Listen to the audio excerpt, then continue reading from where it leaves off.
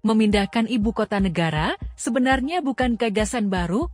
Pada tahun 1957, proklamator sekaligus presiden pertama, Ir. Soekarno, pernah menggagas ide memindahkan ibu kota ketika meresmikan pembangunan Palangkaraya.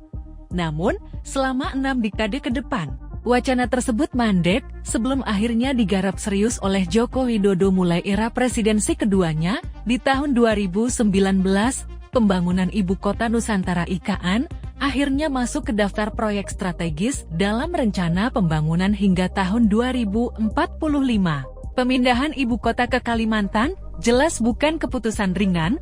Lebih dari 71 triliun rupiah anggaran negara digelontorkan untuk membangun IKN yang rencananya akan segera diresmikan pada 17 Agustus tahun 2024. Kendati demikian, infrastruktur saja tidak cukup untuk mewujudkan kota Nusantara. Pemerintah harus menggandeng masyarakat dan investor untuk berpartisipasi menggeliatkan ekonomi IKN ke depan.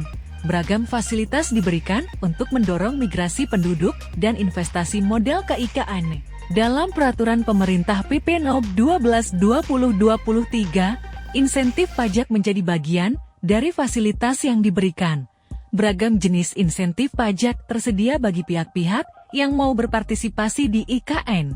Setidaknya ada 8 pihak yang disasar fasilitas pajak di IKN. Pertama, Badan Usaha Dalam Negeri yang menanam modal minimal 10 miliar rupiah pada sejumlah sektor prioritas di IKN, diberikan insentif diskon pajak penghasilan tax holiday sebesar 100%. Pembebasan penuh pajak penghasilan diberikan hingga paling lama 30 tahun, tergantung sektor dan waktu mulai penanaman modal. Skema diskon pajak bagi badan usaha yang menanamkan modal sebenarnya bukan kebijakan baru.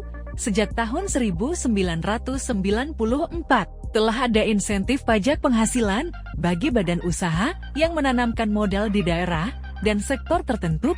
Hanya saja, untuk badan usaha di luar IKN, nilai modal yang ditanamkan setidaknya harus mencapai 100 miliar rupiah untuk mendapatkan diskon 50% dan 500 miliar rupiah untuk diskon 100%. Masa manfaatnya juga sedikit lebih rendah, maksimal 20 tahun. Kedua pelaku UMKM di IKN juga diberikan fasilitas bebas pajak atas omset sebesar 50 miliar rupiah setahun, berlaku bagi orang pribadi dan badan usaha. Fasilitas ini diberikan hingga tahun 2035. Skema ini juga bukan hal baru, hanya saja bagi UMKM di luar IKN, pembebasan pajak hanya berlaku bagi pelaku UMKM yang merupakan orang pribadi atas omset tahunan sebesar 500 juta rupiah saja. Ketiga, pajak penghasilan pegawai yang berdomisili dan bekerja di IKN juga akan ditanggung pemerintah hingga Desember tahun 2035. Dengan demikian, penduduk IKN, baik yang bekerja sebagai pegawai di sektor swasta maupun pemerintahan, akan bebas dari pajak penghasilan. Kebijakan ini terbilang menarik, karena selama ini, pemerintah hanya menanggung pajak penghasilan atas PNS, TNI, dan Polri saja.